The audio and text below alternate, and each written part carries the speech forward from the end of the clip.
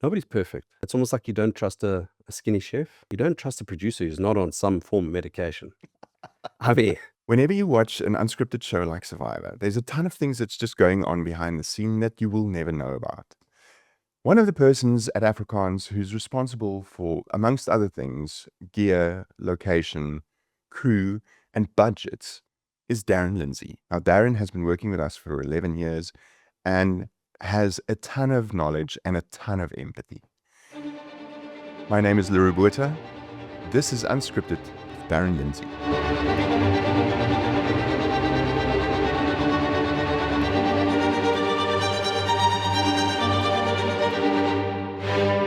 Thank you for joining me.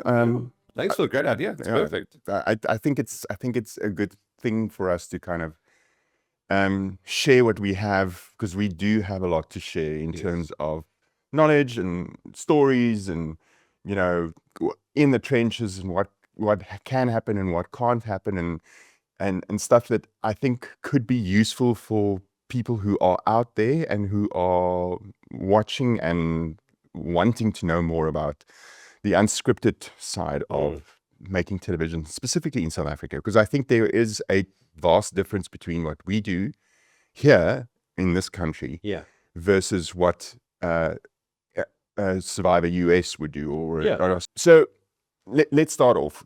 Just give me a little bit of a background. What's your background? How did you come to end up here at afrOkaans? Right on. So my story goes way back when I was a kid. No, I'm joking. No, not actually. So it goes way back to when my father actually was in radio. When they left Rhodesia, my dad was in the police force, but also working in the radio there. And then they knew that obviously Rhodesia and the independence wasn't something that they wanted to have children in. They didn't have any kids then. They moved down to South Africa. And then from there, Dad, in a way, was an element where he wasn't Afrikaans enough. He was too English enough and not Afrikaans enough to be in the Afrikaans radio stations. But he still had the voice in knowing it. Whilst he was in Rhodesia, he actually was almost want to say the equivalent of a KTV presenter, continuity presenter. So he's always been in front of the camera. But he was always looking for a position within radio because he always liked that one-on-one conversation with people, which I think that's where I get my interaction with people from. And then from then, long story short, he finally got a job with Springbok FM, which then became Radio 5. And he was quite key in aiding that transition, being that DJs, because it was Radio 5 back in the day. And then ran the what we know now as the Top 40 with Barney Simon, Barney Simon was just his engineer back then. And then my dad encouraged him to talk, and then slowly but surely Barney Simon got on the microphone. So, I mean, look, they all had talents in their own right, but over the time, I think all in all, my father was with Radio 5 for 16 years. He ended his career at Radio 5, I think in 95, 96, when I was still a kid, as the station manager. So he had a lot of control over decision-making, what type of content, what is the future of content when it comes to radio, and utilizing that as an imagination side of thing. Then on my mom's side, she was trained as a bookkeeper, not an accountant, but knew how to keep a slip, knew how to do what she needed to do to balance books and make sure that there was right and wrong to everything in decision. And then from there, they both looked at each other and thought, well, so we're doing voiceovers, we're doing radio. What can we do? We've got 3 kids at the time. My youngest brother was maybe only 2, 3 at the time when he left 5FM or Radio 5 then. And then with the love of music being radio, got into the element of getting a lot of mixtapes, literally mixtapes, but VHS mixtapes from my grandparents who were in the UK at the time. And this thing called Popstars was just raising its head. And strangely enough, my grandmother said, well, if you love music and you want to do, you're good with the radio side of things, maybe go to the visual side of things, and this is something you can do. Long story short, my dad shopped around with a few production companies because he doesn't know TV. He knew of it as a presenter, but he knew that there was a lot more to it than just radio and music side of it. So got EMI involved, spoke with Wayne Pierce, that became his business manager, and with Wayne's knowledge, who started KTV with the greats back in the day, actually created the company that then developed Coca-Cola Popstars for South Africa and Africa in the Middle East. And then through that process, I mean, I still remember as a kid growing up answering the white telephone, putting people through to my dad on a Sunday whenever he had to look after the kids, to give my mom a break. My older brother Brett and I were there at the radio station answering phones and giving him an 8-track, choosing what song to play. So we've always been involved in the medium, if I can put it that way. We've always understood what it does. And then with him moving over to the TV side and Coca-Cola Popstars, it gave us something which, and it being one of the first sort of reality shows at the time, there was no playbook. So everyone loved it because we were all used to soapies and dramas at that time. So the unscripted mentality became such a fresh look on life that I think South Africa, even though the world was used to it and getting used to it or advanced by it, but South Africa was getting used to it. And something like a Coca-Cola Popstars, anyone who's in their, I'd say, late 20s, early 30s will know about Coca-Cola Popstars. And that's something that I've always thought was, it's like that. It's never spoken about, the success of how a show has impacted people's lives. Yeah. So then fast track to when I left school in 2003. And Popstars started on SABC3 in 2001. So I had, in holiday time, I would help out, be on set as a runner, kind of work my way up. I always made a mission to, not because I'm the boss's son, I had to work twice as hard, in a way, just to make sure that I was justified to be there. So I've been exposed to a lot of the camera gear and the logic of thinking in production. And then obviously with my mom's background, understanding what the cause and effects of budgets and how budgets need to manage stories and needs to tell a story, just like the script writer needs to tell a story to the viewer. So yeah, that's where I find myself now. Coca-Cola Popstars was basically in the same era of the Survivors, the Pop Idols, and those type of shows at the time. The boom in 2001, 2002. And basically it started off the unscripted revolution, if I can call it that. Yeah. How did you end up basically the executive producer on all our big projects? So it's a weird one, and I know when I listen to podcasts, there's always that certain human touch to it to show that you've achieved something that I always like about it. So I still remember when Survivor was on the SVC at the time, and I would pretend to go to sleep, but then sneak upstairs and then just watch it over my father's shoulder, even though I know he knew I was there. But at the same time, I was watching it, and I still remember that rough version of season 1 and season 2 of Survivor, thinking, shit, one day I'd love to work on Survivor in any capacity, any form. So that and Amazing Race were the two shows that I grew up watching that really spoke to me on these impossible tasks, these impossible things that one could do. I mean, that's TV and storytelling. And then fast forward to a point where I'm now matriculated and knowing that I'm not that academic, but I love interacting with people. I remember as a kid growing up, I think we all did. We all filled out that psychological evaluation where it said, oh, do you want a desk job? Do you want to be here? Do you want to do that? And I remember a friend of ours who was a psychologist actually did the test with me, and she said, well, I don't know what job you're ever going to do because you want to be 50% on the desk and 50% outside. So there is no job really that fits that criteria. And I was just like, well, that's what I want to do. So I'll find a way to make that work. And then getting into just putting my foot in the door with other companies. It was great that Dad leapfrogged me and Wayne leapfrogged me in a way of working on a big show and had some cred to it. But at the same time, it was brand new. I mean, I was 18, got a car. So that was all I had trading for me really was I finished my trick and I've got a license. So the next role was being a runner. So my older brother at the time was like a camera assistant for the big shows with Endemol, Fear Factors mainly, and all that sort of stuff. And he was trying to find his way in the industry. And I said to them, listen, Brew, is there any way that you can just put a foot in the door with like a Endemol? I'd love to. I don't care what show it is. I just want to see how someone else interprets production or interprets TV shows. And obviously at the time, Endemol was the best company in the world because they owned all the big formats that we all wanted to do. And then, strangely enough, my brother phoned and said, Brew, you wouldn't believe it. The runners just walked off set. The guys are willing to chat to you. So I went in and I remember meeting with Mark Feldman. And him saying to her, listen, the budget's not great and all that. I said, I'll tell you what, I'll do one better. If you cover my fuel and you teach me, I'll work for free. Which he then said to me, I can't do that. So we found a happy medium, but just to show the eagerness to work. And then long story short, 9 years later, leaving and coming back in between and building the confidence within Endemol, I'd done Fear Factors. I've always been asked to do Big Brother, but I always try to get out of it because that format just doesn't talk to me. And then I think doing All You Need Is Love or Forgive and Forget, one of those sort of series. There was a mate, a friend, a big guy in the office called Chris Klutzer, who I just remember being fearful of him, thinking, I need to get to know this guy if I want to get on Survivor. And it was season 2 of Survivor at the time where they were planning. And I was petrified of the oak. But the one thing I had done is, since I realized in Standard 8, when I didn't even know how to turn a PC off, I invested in myself in how to turn a camera on, how to shut down a computer, how to defrag, all those little things. And granted, I had a cleverer brother, so I was able to learn from him. But I put myself in those situations to understand. And the time came when his laptop broke, and he had a brand new PC, Mac laptop, and he didn't know how to retrieve his password. Long story short, I found out how to do it. I got him back up, and oh my God, was I the best thing ever.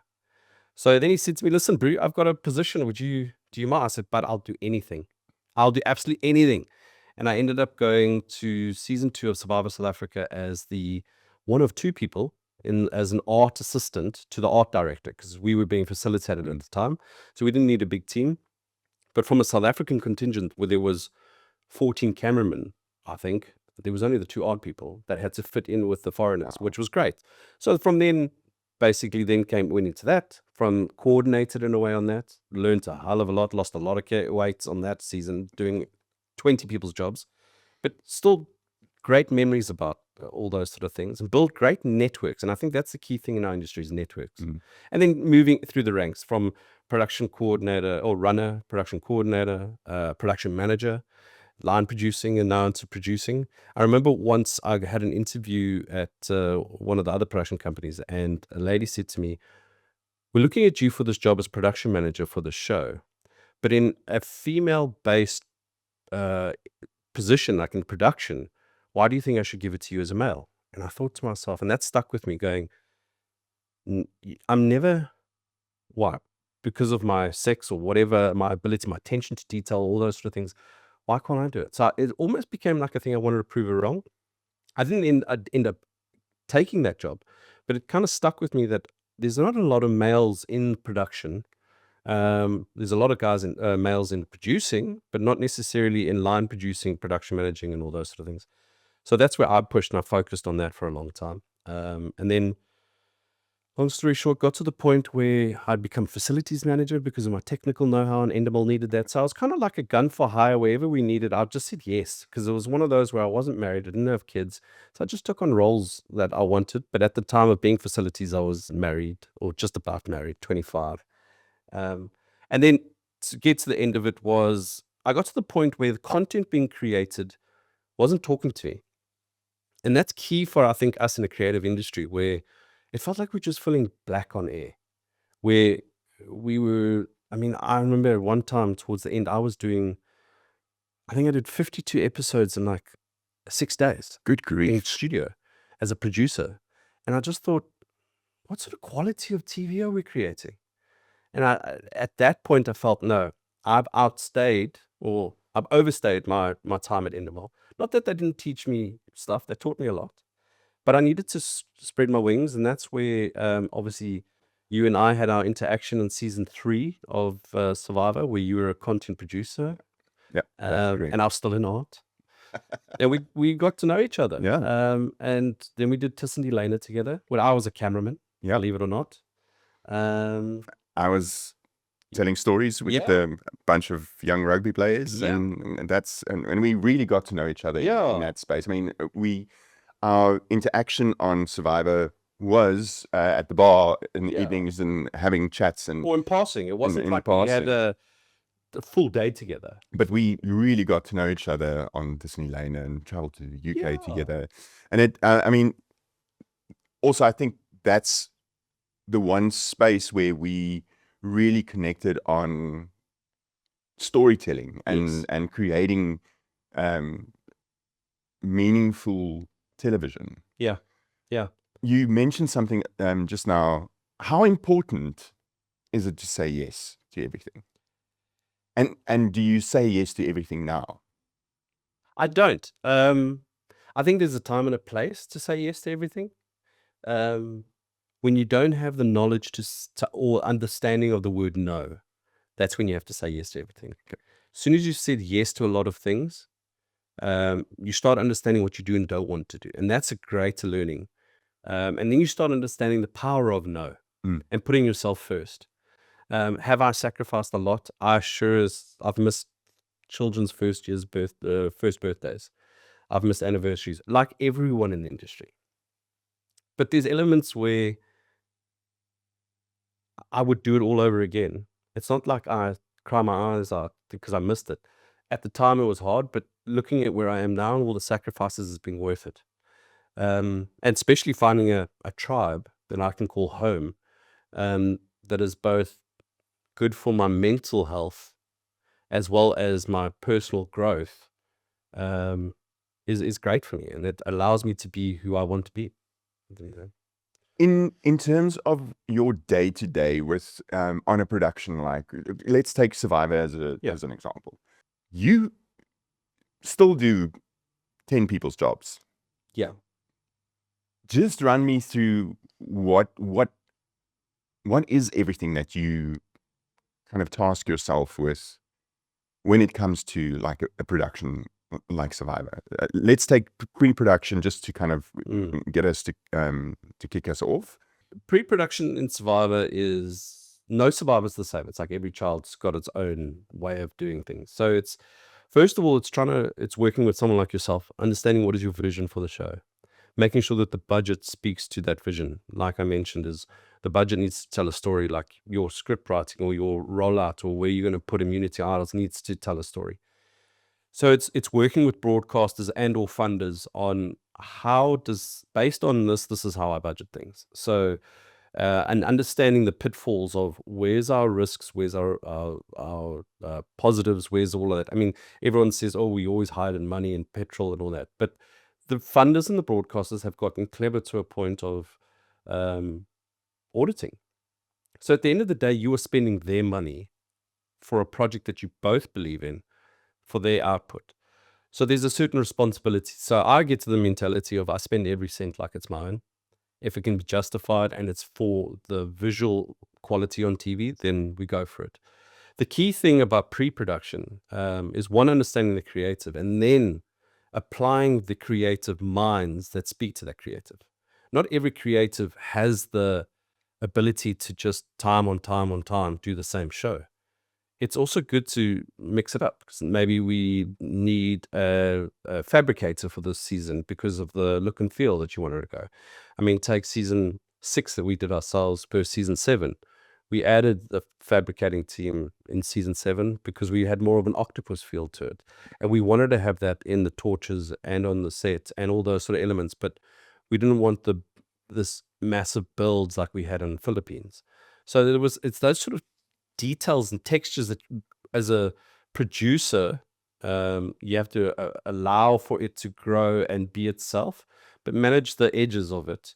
But it's the people. The hardest thing about pre-production is getting the right team that, one, believes in the format, and two, doesn't see it as a job but sees it as a passion, and finding that happy medium between, am I paying them for the responsibility, not just paying them for a job. So yeah. Participation, you always versus say involvement. participation rather than just involvement. Yeah. So are you participating or are you involved? If you're involved, you're actually going to ask a question.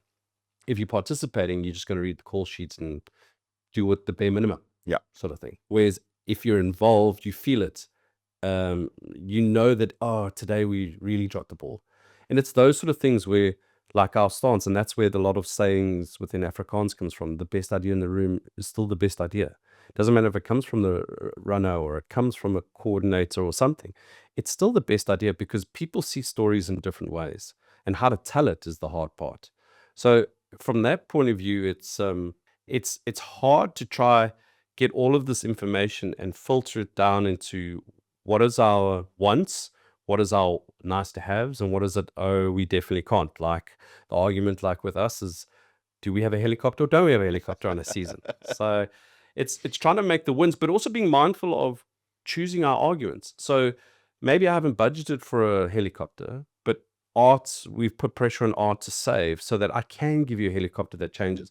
Budgets move and evolve, and so does creatives. So we have to stay nimble and keep the communication open. It is something that I always want to say it's like a glove in a hand mentality, is we have to be with each other all the time and understand what you're thinking, what did go wrong, what didn't go wrong, not just for this season, but for the next season. So when we do get told that we have to come in on a budget at, and we have to submit it before the finale, end of the finale or the start of the finale, before the announcement, like we had on season 6 going into 7, was I'm able to make those things because it's with me. I understand how you're thinking. I understand what you want to improve. So it's not just I get a brief and I budget that. I know the ebb and flows of both. What do we ask of the freelancer? What do we want from the creative? What do we miss with content, or how do we get more out of it? In terms of boots on the ground, when we are on a Survivor, what in your opinion is the most difficult to manage? Is it the people? Is it the budget? Is it the location? Sure. Because you basically manage all of those at the technical side of it. Yeah, by the time the crews arrived, I've already got a blueprint of the budget, and now it's just about executing that blueprint. So from a budgetary point of view, it's fairly straightforward. By that time, accounts know who's being appointed to what line item. So it's just I don't want to say it's a formality of invoicing to match that blueprint, but it is an element that I have to keep an eye on it, so that there is this person worked an extra day which wasn't planned for. How do I bring it back, and so on and so forth. So it's, at the end of the day, the hardest part there is actually managing personalities, because on a show like Survivor, and it doesn't matter that it is Survivor, the big thing is it a show that involves travel? Not every crew can travel. Not every crew is a Survivor crew is not necessarily good for a Fear Factor, for example. So it depends on the format, and it depends on, like I said, the idea that you want to get. So the personalities have to match the format. Right. I don't want to micromanage people. I want people to feel it. So it's an element of, if they do their best, I just have to manage the edges. The personalities, and managing personalities is hard. I mean, here I am sitting at 40 talking to you, and I've already done 7 Survivors, of which I've been executive producer for 4 of them. And the weird thing for me is that at the age between 35 and 40, I was managing people in their 50s and their 60s and their 40s, people who are older than me. And you've always been brought up to respect your elders. But it gets to the point where if you are paying people, there's a certain control that you have, and you looked at in a certain way. So not only did I have to evolve into this leadership position where you can't get drunk in front of the crew, you can't take the piss too far. You can push it to the boundary, but you have to bring it back, because you still have to have an HR chat if someone oversteps. But it is, the hardest part is managing personalities. People are either morning people or the evening people. I know what it's like to be an assistant, a camera assistant, to wake up at 5 in the morning, get the gear ready, get on a boat, and understand what we're asking of the crew to do on a day-to-day. And also make sure that they're aware of that. We know what we're asking them to do, and make sure that, yes, will I have a beer with the crew at the end of the day? 100% I will, because there I understand, if lunch could only arrive slightly warmer, you would get a little more out of me. So there's certain give and takes that we have to work within on a day-to-day on Survivor, and that goes on for 50 days. I mean, a crew member arriving on Survivor to leaving is about 50 days. Ourselves, we're there between 4 months to 3 months in one whole stretch. And then at the same time is trying, it sounds horrible, but it's switching off to the responsibilities at home. Because there's so much responsibility on set. Is the crew safe? Are they fed? Are they happy? Is the quality good? Is the budget okay? Da da da da da da da da. But at the same time, you're dealing with a different country, their cultures, their laws, their rules, and there's nothing's ever the same. But as horrible as it sounds, it is having to disconnect, and I choose to disconnect from it not because I don't love my family. It's because I don't want to be homesick. Mm. I will check in with them. I'm not a monster, but I'm not going to phone home every day. Yeah. I'm not going to, if there's an emergency, my wife knows to phone. Mm. But at the same time, I'm doing what I need to do to make sure that we have the life we have. And she understands that sacrifice. Is it easy for her? Definitely not. Have I asked a lot of her? 100%. But I'm only able to do what I do because she allows me to do it and she supports me in that role. So it's a lot like, I'd say where I am with my marriage is very similar to where I am as a producer. Is I have people who support me in the role and I'm able to do and give it back and not just take in a way. That's beautiful. That's beautiful. Mm. You have a very lucky wife, and a beautiful family. Thank you. In terms of locations and managing locations and kind of deciding on where we are going, and we've been all over the world, kind of looking at new locations. Yeah. What do you look for in a location when you go and recce?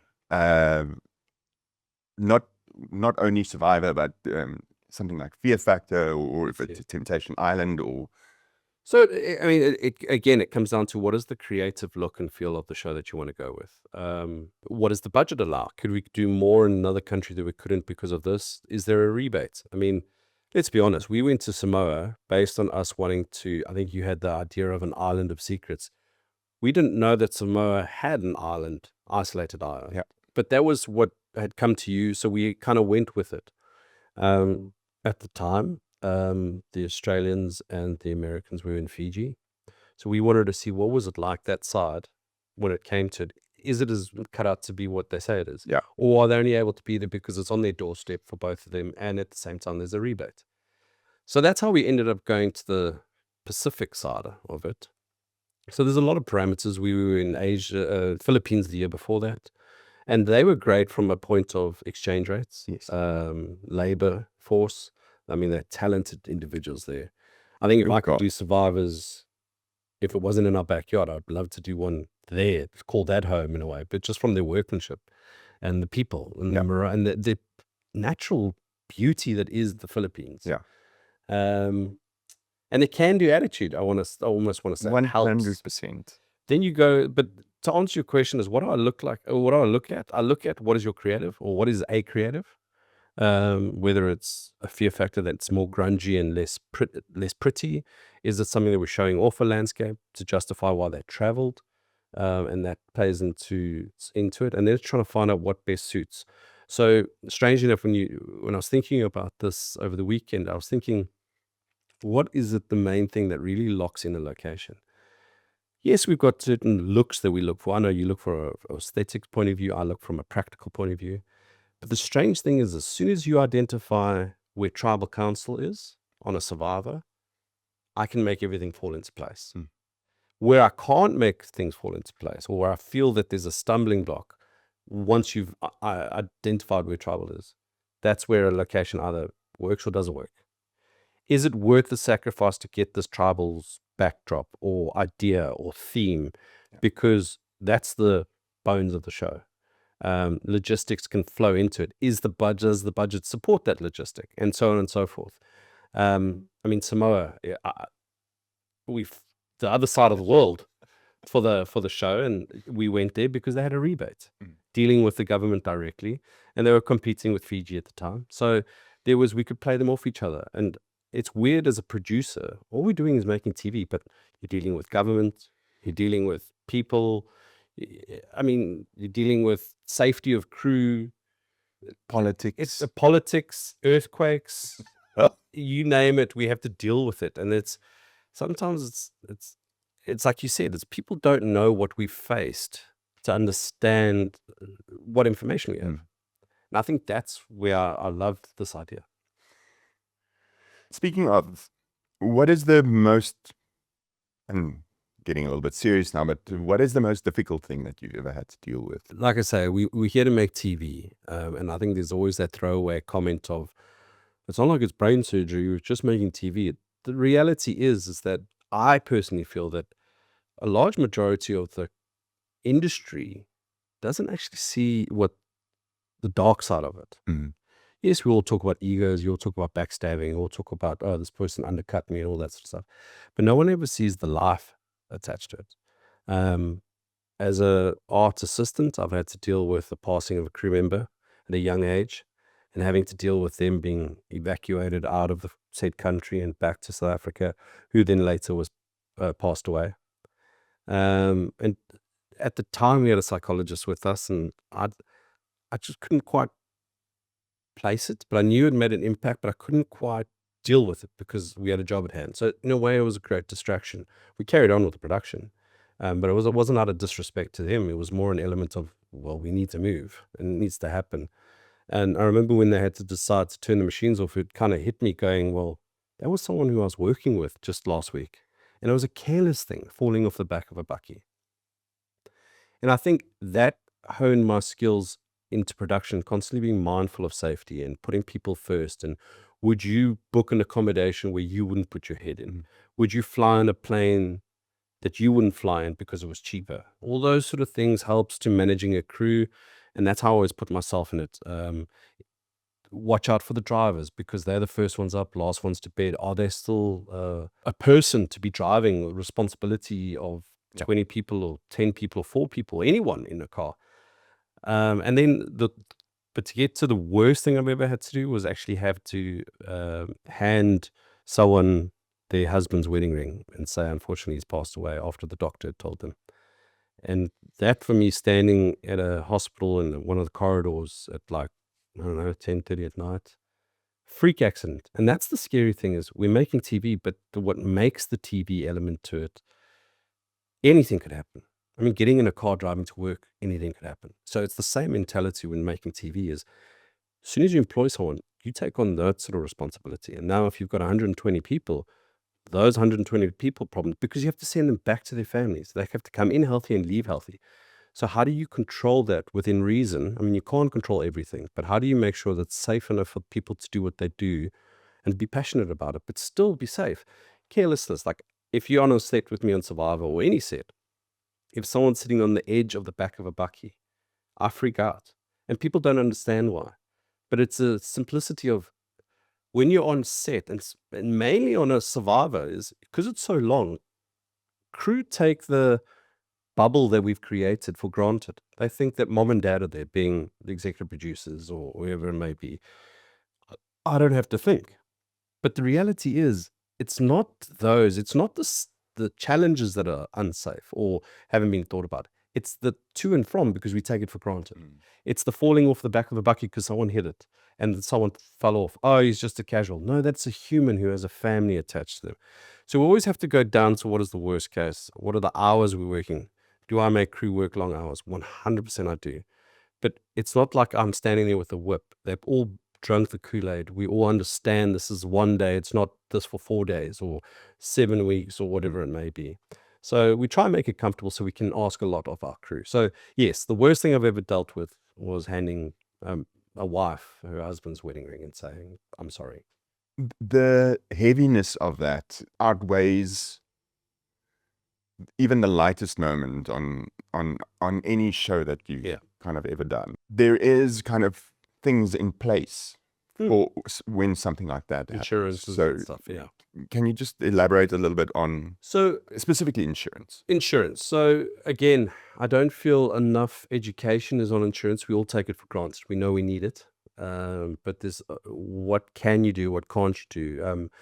It goes back to legal from a contract point of view. I don't think a lot of production managers who are freelancers have actually read a contract. I don't think any most technical crew have read their contracts to understand what is the rule with overtime, what is the rule with turnaround time, what is this. Yes, there's guidelines and stuff like that from unions and bodies, but we don't have any unions in South Africa. So when it comes to our industry, so we don't have the control of, we have guidelines. So some producers can really take advantage of it, but some can't. But again, on insurances, I don't feel a lot of production or producers take insurance serious, I'd like to say. I say this because I do. And the horror stories I've heard of some people and freelancers and all those sort of things. And it's not just one company, it's variety, because our budgets are managed so tight these days that sometimes you do. I see why it happens, but I wish someone would be there understanding you shouldn't be touching. It's like you don't touch your kids' tuition funding. You don't touch whatever it might be that's important. Insurance for me is something that is key to a point where you're keeping your crew safe. You're keeping the production safe. You've got a backstop for yourself. And at any time, it's about understanding how insurance works to not abuse it, but to maximize its ability, because you are basically paying for cover for the unknown. Case in point, someone falling off the back of a buggy. And that's what's key within, like, you take a third world country that we're classed as, is that the assumption is that everyone has medical aid is wrong. Mhm.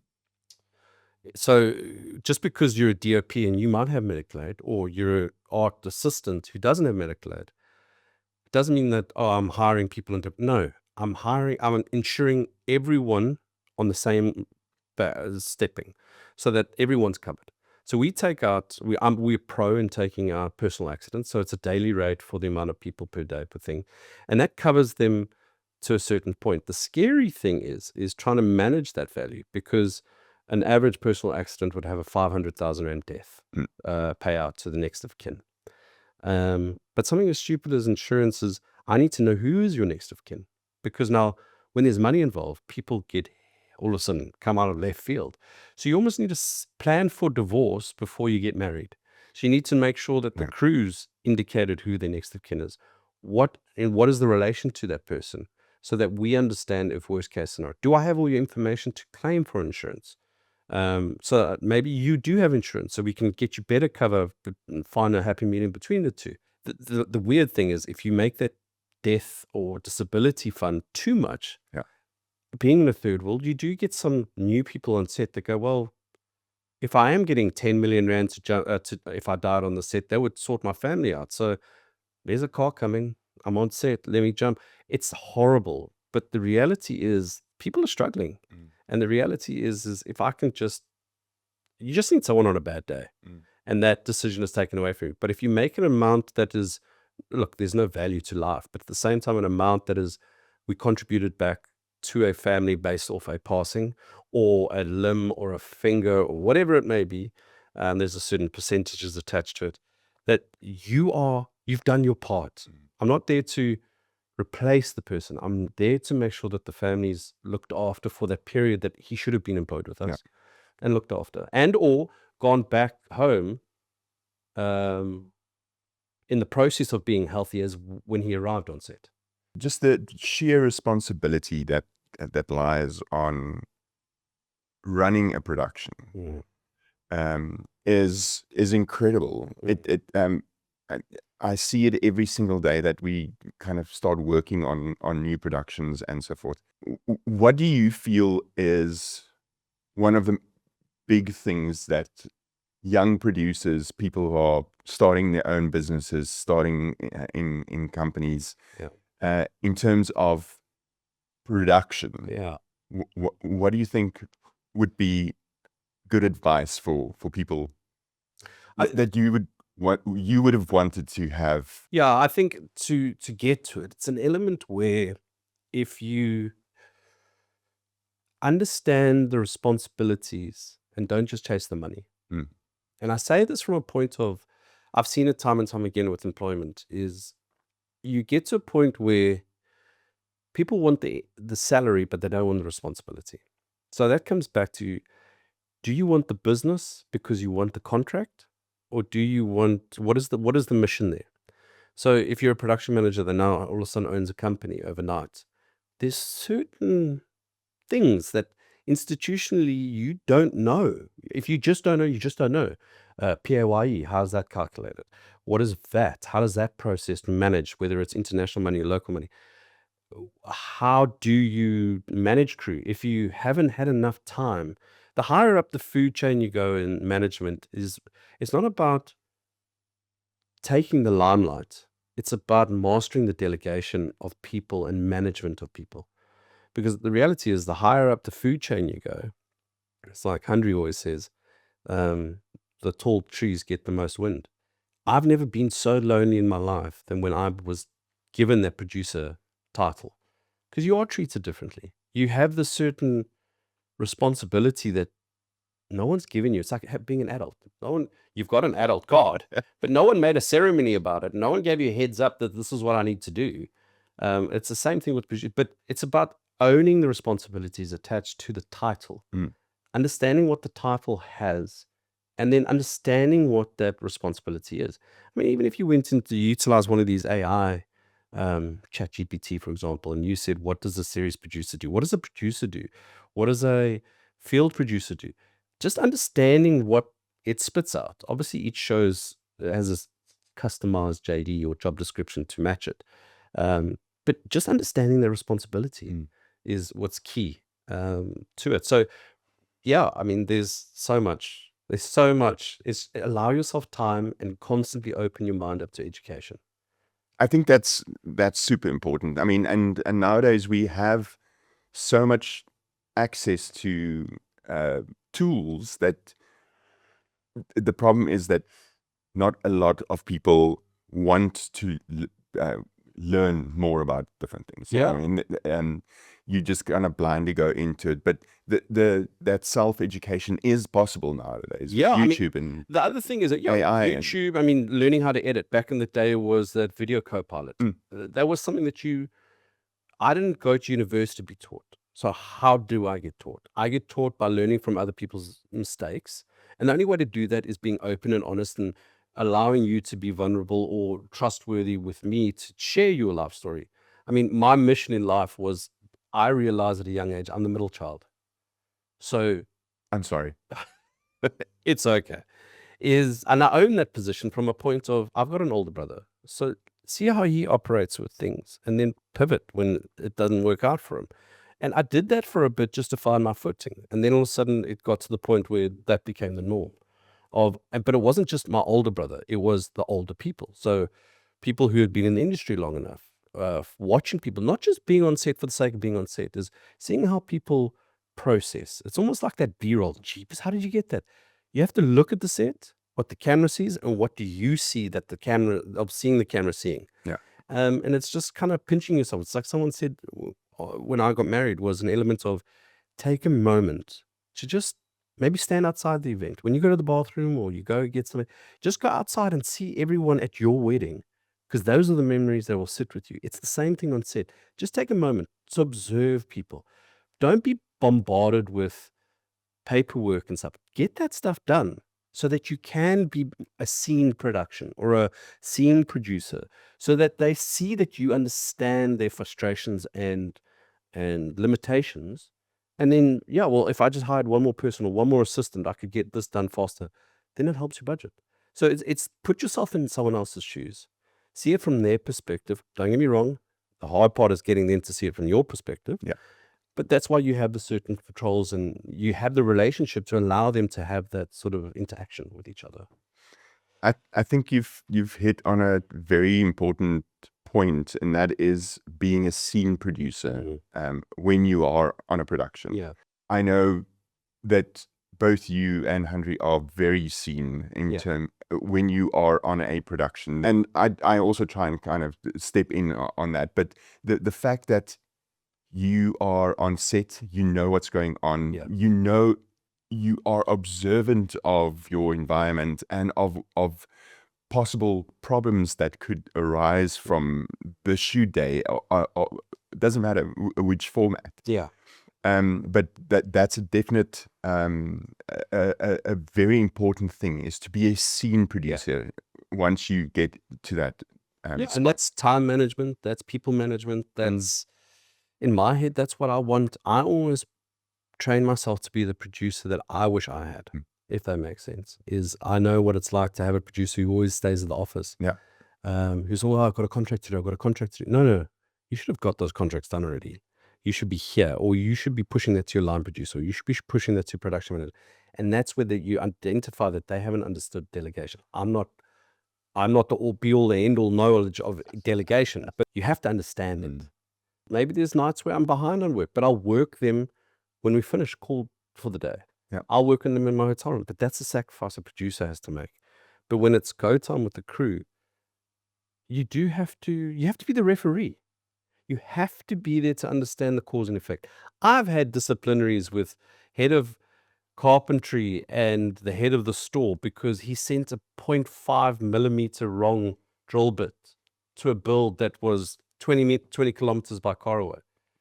I mean, and you end up laughing about it because the Oaks are so angry about it. And yes, it makes a big difference, but arguing about a 0.5 millimeter, you know what I mean? Like, what? But the reality is that's a learning experience. Stores should have been better. Understand where he is, why the frustration is there, why he has to come up with a solution. Because he's already sacrificed 40 minutes, 20 minutes each way. And you didn't pay attention to give it. So it's almost like that wedding planner mentality. I always say it to my production team that work with me is a wedding planner plans 100 weddings and it becomes a formality for them. But this is my wedding. It's my one wedding. I don't plan to get married multiple times when I have my first wedding. So make it special for me. And that's the sort of approach that it's almost stay grounded, stay humble.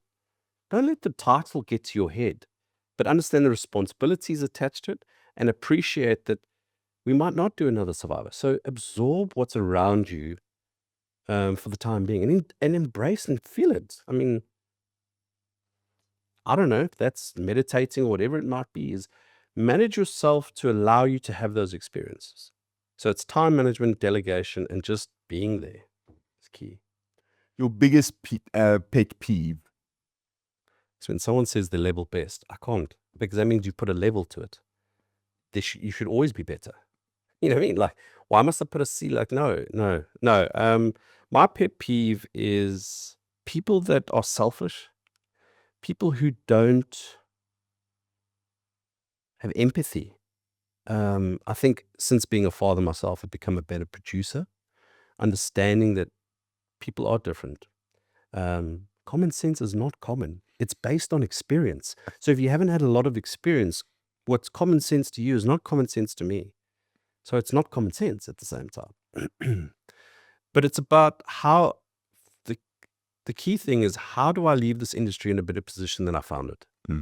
And I'm not saying that I'm going to go hold a sign and argue with the government. I'm going to just do things like this. Say things that I know what makes me happy and allow me to go to sleep at night. And maybe that'll get to somebody and they will just try, even if it's 5% better. Maybe don't deal with the egos and just draw a line in the sand, because everyone has a purpose to be on set. It's not about, oh, I'm the DOP getting paid the most, or I'm picking on the DOPs here, apologies. But you might have someone that's difficult with you. I said one phrase to my one production person was, I pay you to do a job, not to make friends. But the reality is, I would love for everyone to get on. Yeah. But if I'm holding you to account, I'm holding you to account on your job. But that doesn't mean you have to be an asshole. Yeah. Confidence and arrogance, two different things, very fine line. Have confidence, but also look at it from a point of, who knows? Ask the guys we work with now. I mean, I'm now employing people who employed me. Yeah. So that whole thing about being nice to people on the way up, because on the way down, they have to be nice to you. It literally applies. One moment, a runner could become a producer. So it's those sort of things where just be lacquer. Yeah, I think empathy is a big thing that is sometimes lacking in the television industry, in the film industry as a whole. There's people who don't have empathy, who just want their own way, and they can't see somebody else's point of view. Yeah. And you mentioned something earlier this year, that we grow faster when we work together, and that's as opposed to being by ourselves. Yeah, it's your mind. If you are a producer and you haven't worked out that your brain is your worst enemy, if you're not in a good frame of mind, it becomes the worst enemy. If you're in a great frame of mind, it becomes your biggest cheerleader. So when I knew that I was depressed, I felt like I had this overweight 600-pound life cheerleader sitting on the sidelines going, yay, go for it, Darren. You can, and as opposed to that bombshell fit, you know what I mean? Like if I'm looking at a metaphor, for example, that's when I knew I needed help. Mm. And I think that's a key thing as well, is nobody's perfect. It's almost like you don't trust a skinny chef. You don't trust a producer who's not on some form of medication. I mean, if you aren't, you haven't put yourself out there enough to justify that. Whether it's just putting yourself in someone else's shoes who's struggling, whether it's understanding something as silly as black tax for a crew member who's trying to find so that they can support family, whether it's someone losing a loved one, whether it's through logistics that you've arranged, which none of them were, for the record, it was a freak accident, or the responsibility of flying 120 people to the other side of the world. Yeah. Is have that. But the one thing I will say to this is, as a crew member, never take my kindness as a weakness. Take it because I choose to give it. Yeah. I choose It's to a give you, it's a gift. I give it to you. Don't abuse it. Yeah. Because I've always said this, never annoy a kind person. Because we can get very horrible very quickly. And we wear it. And it's like people have to hold me back. And it's not from a vicious point of view. It sits with us. I will never forget it. And that means I'll never employ you again, because I don't want that sort of toxicity around my sets. Even if it is just me, because I have to put myself first to be able to be in a good position to manage other people. 100%. So it's a give and a take on both sides. It's respect at the end of the day. It's empathy and respect. So it's elements of maybe your newcomers have to earn their respect, and vice versa, they have to earn my respect.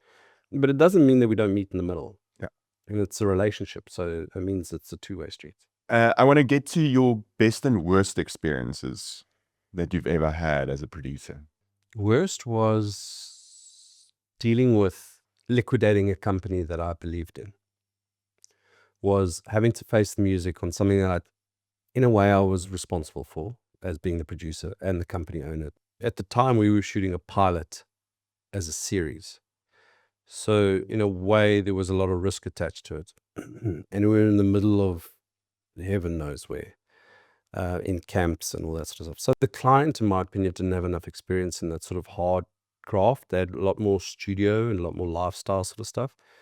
We had it, but we didn't have the right purse strings attached to have it. And I learned a lot from it. Don't get me wrong. It's like someone says, never trust someone who hasn't failed. It taught me valuable lessons. Long the short of it, the client left the country with the tape. We successfully finished the series. But then when the invoices started piling up, and there was always a phrase that I remember where the client was saying, at all costs, get it done. And I now understand the importance of. That's almost at level base. Yeah. At all costs. At all Or it's costs. almost on the same. Yeah, and it's an element where suppliers hear that.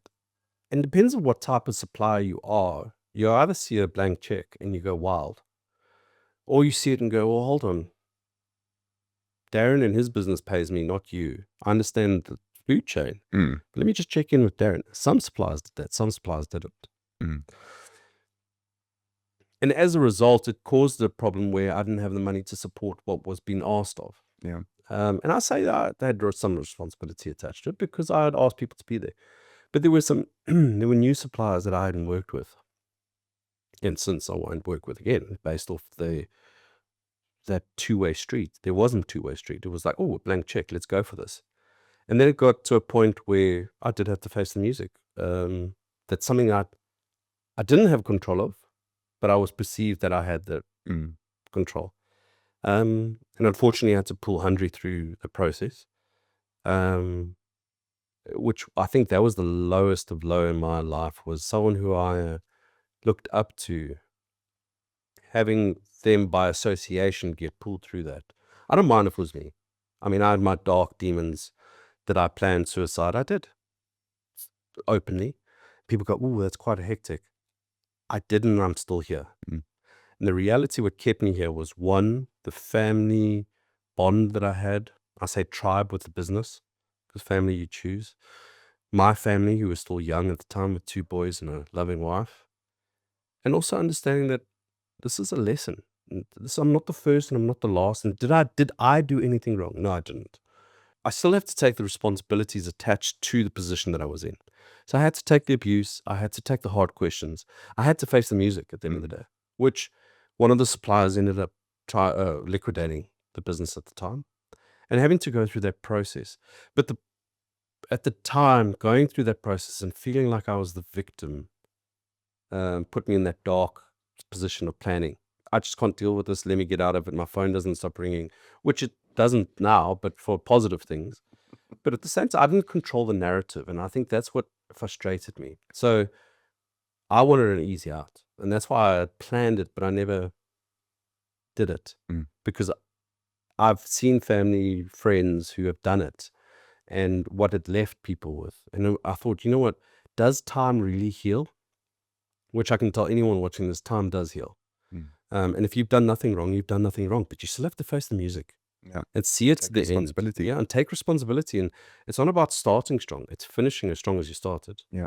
And so that was the lowest side of it.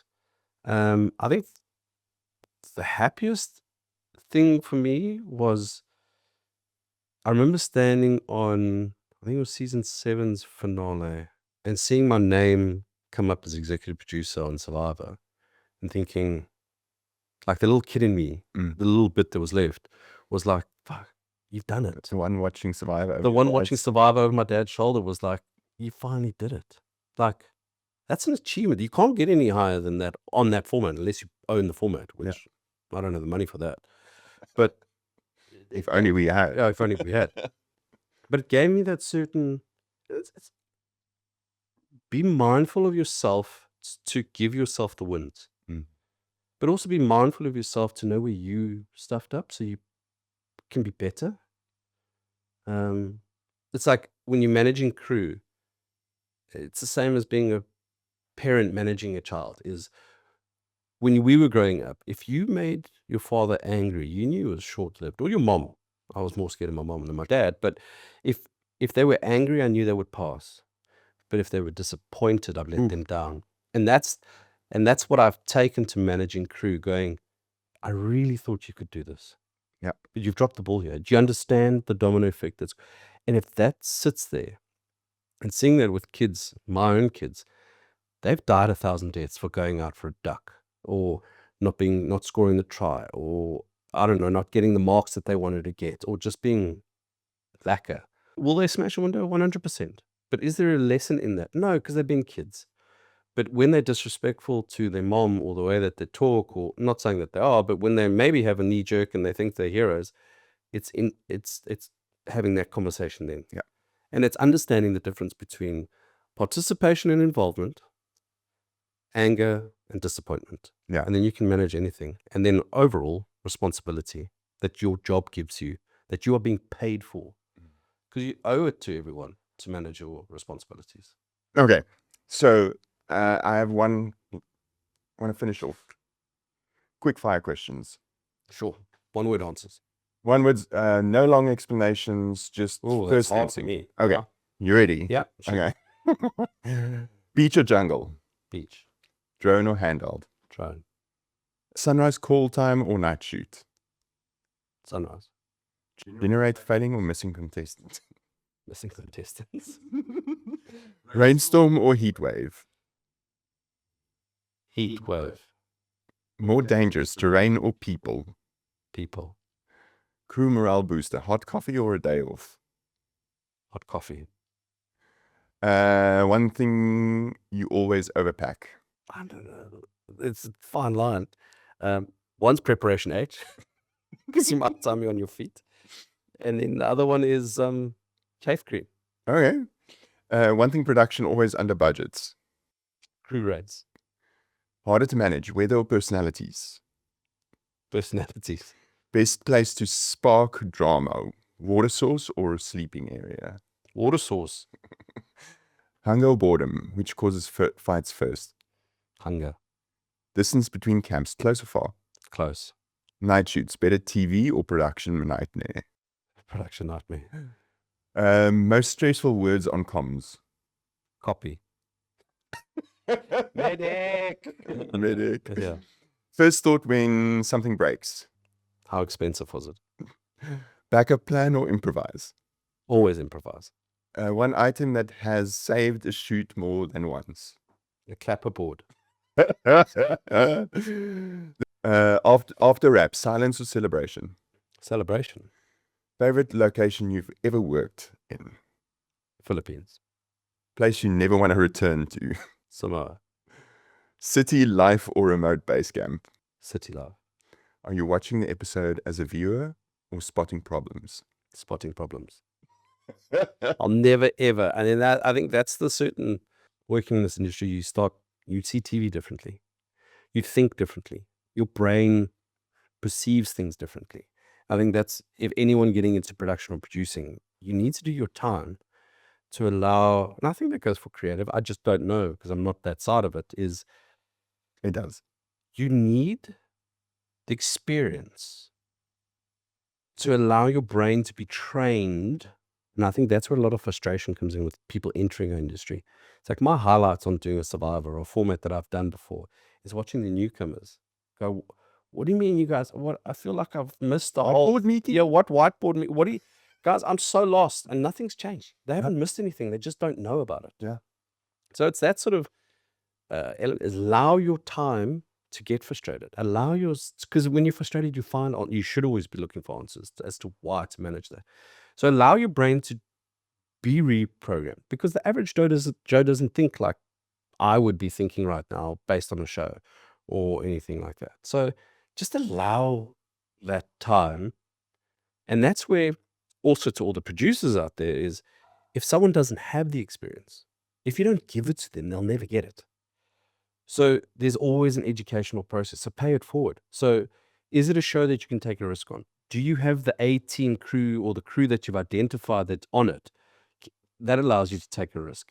The risk is, let's bring a new runner in or a new production person or a new art person in. But then you can give that person the experience, because that speaks volumes to them for their career, but also opens their eyes up to the bigger picture of maybe they've only done commercials or they've never done studio shows and they want to do a Survivor or another show. I know we keep talking about Survivor, but it's a Fear Factor. For me, I find Fear Factor a lot harder than Survivor. Your location changes every day. The stunts, risks attached to it. You've got helicopters involved with stunts. I mean, you've got animals, that children and animals. I mean, those are the no-goes, but we end up doing it. But it's time and a place in each format, but it is an element of, one, producers need to give people experience so that they can gain experience. Two is allow yourself to be frustrated, live in that moment, experience that, feel that, and make sure that you learn. Sometimes you learn how not to do it, not just how to do it. And it's constantly wanting to learn. Whenever I do a show, I could have done a Survivor, a Fear Factor. I'd be moving on to my 12th season of a Fear Factor. You would think I know the format, but I look for something new to learn every time. And that's what keeps it like watching a cliffhanger of a series. Oh, I need to watch the next one. Oh, and that's what keeps me wanting to come back for more, is I'm putting myself first. I'm learning and discovering something new always, whether it's a better way to manage people, whether it's a better way to manage health and safety, whether it's a better way that communication should have been better, or a budget could ever be managed. So it's those sort of things. So you just got to keep challenging yourself. I think that's the key thing. Thank you for a very insightful conversation. It's always great to chat to you just Yeah. in general. But No, I was full of such great information, but just chatting again to you just allows us to share what we have. well, that's basically our episode. Thank you for joining us. Please like and subscribe wherever you watch your podcasts, and see you next time. Copy that.